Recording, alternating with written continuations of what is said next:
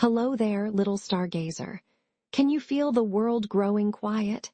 The busy day is folding itself away, like a flower closing its petals for the night. Come, let us wander together into a very soft and sleepy place, a forest tucked away in the coziest corner of a dream. It is called the Glimmerwood, and tonight it is waiting just for you. And in the Glimmerwood, the air is the color of lavender and honey, and the moss that carpets the ground is softer than a kitten's ear. The trees are not made of ordinary wood. They are ancient and gentle, with bark that hums a quiet, sleepy tune if you listen very, very closely.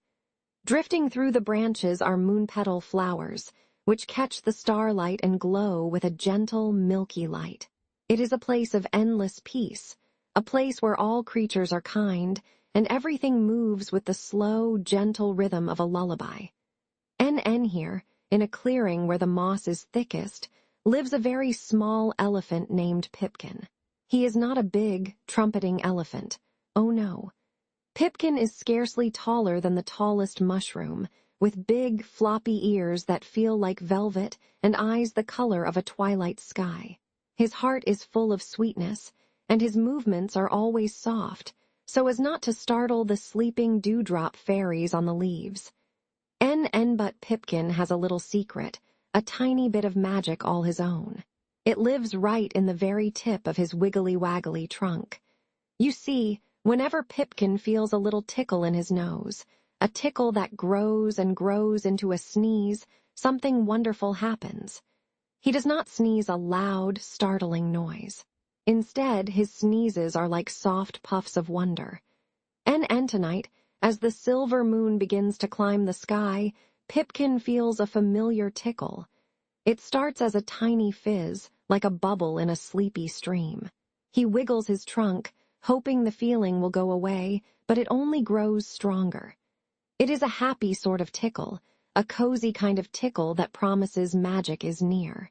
Feeling restless, he decides to go for a slow, shuffling walk, his soft little feet making no sound on the mossy floor. And his walk leads him, as it often does, to the edge of the Stardust stream. This is no ordinary stream.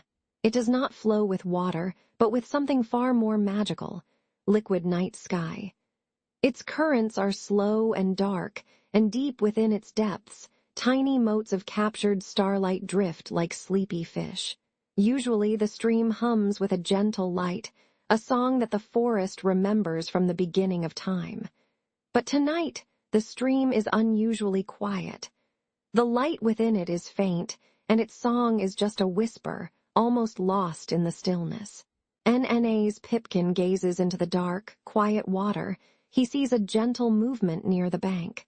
It is a large, perfect maple leaf, its edges curled up just so, floating like a little boat.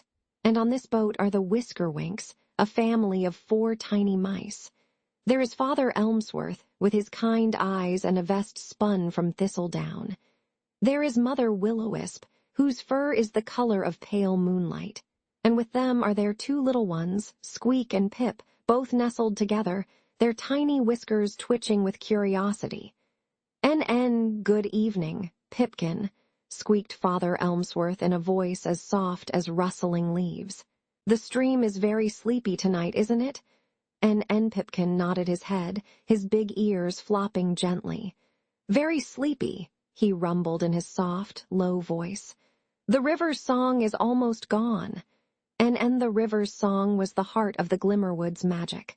It was a feeling more than a sound, a deep, peaceful vibration that made the moon petals glow and helped all the little creatures find their way to sweet dreams. Without it, the forest felt a little less bright, a little less cozy. And Mother Will-O-Wisp sighed a tiny, gentle sigh. We were hoping its glow would guide us to a new patch of dreamberries, she said softly, but it is too dark to see the way. Pipkin looked at the mice in their lovely leaf boat, and at the dim, silent stream, and his heart felt a pang of sympathy. And at that very moment, the tickle in his trunk returned, stronger than ever before. It grew from a fizz to a flutter, and he knew he could not stop it. He lifted his trunk, pointing it up toward the lavender sky.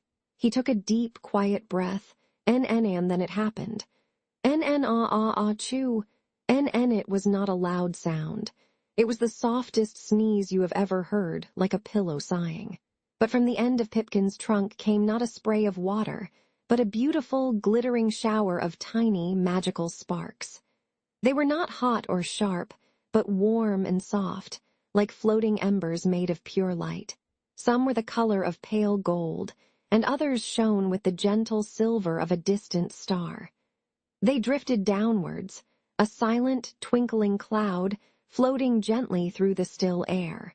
And then they floated down towards the quiet surface of the Stardust stream. And the Whiskerwink family watched, their eyes wide with wonder. Squeak and Pip let out tiny gasps of delight. As the first magical spark touched the water, something incredible happened.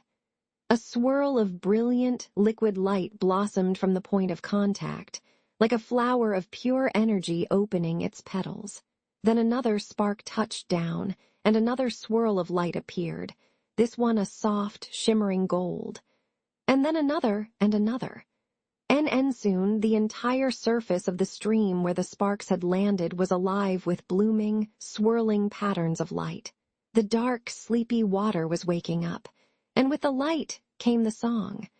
A low, gentle hum began to rise from the stream, a sound that felt like a warm hug. The river's song was returning, stronger and more beautiful than ever before. The whole stream began to glow, a flowing ribbon of liquid starlight, illuminating the mossy banks and the wide, wondering eyes of the little animals. And the light reflected on the mice's leaf boat, making it shimmer as if it were made of pearl. Mother Will-O-Wisp clapped her tiny paws together. Father Elmsworth simply stared, a look of peaceful awe on his face. And Squeak and Pip, the little ones, burst into the softest, tinkling giggles, a sound like tiny bells in the wind. And the sound of their happy giggles made Pipkin feel warm all over. A soft, rumbling giggle escaped him, too, a happy, gentle sound that shook his small body. He felt so full of joy that he gave another, smaller sneeze on purpose. PFF-chew. A little puff of golden sparks drifted out and landed on the Whiskerwink's leaf, making their thistledown clothes sparkle and shine. And for a long while, they stayed there, sharing the wonder. Pipkin walked slowly along the bank, his soft footfalls making no noise, while the Whiskerwinks floated gently beside him on their glowing boat. The newly awakened stream carried them with a soft, steady current. They didn't need to speak much. The light of the river and the gentle hum of its song said everything. And then they watched as the bell-shaped flowers along the bank, bathed in the new light, slowly began to curl their petals inward, ready for a deep and peaceful sleep.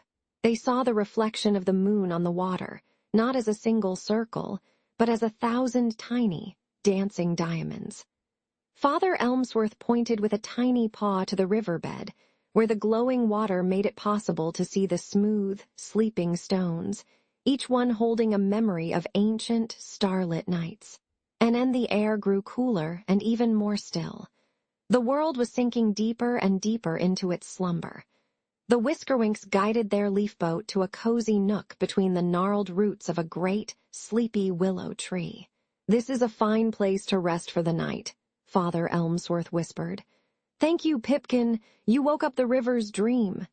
And Pipkin gave a sleepy smile. He found a perfect spot on a patch of moss that felt like a thick, velvety blanket. He curled his small body into a ball, tucking his trunk close. From his spot on the bank, he could see the Whiskerwink family getting ready for bed. Mother Will-O-Wisp pulled out a tiny blanket made of the softest dandelion fluff and tucked it around Squeak and Pip, who were already fast asleep, dreaming of sparkling rivers. And the Glimmerwood was now filled with a profound and gentle peace. The Stardust stream flowed on, a silent, glowing lullaby winding its way through the forest. The moon petals shone with a soft, contented light, and Pipkin, the little elephant with the magical sneezes, closed his twilight-colored eyes. He could feel the gentle hum of the river in the ground beneath him, a soothing vibration that traveled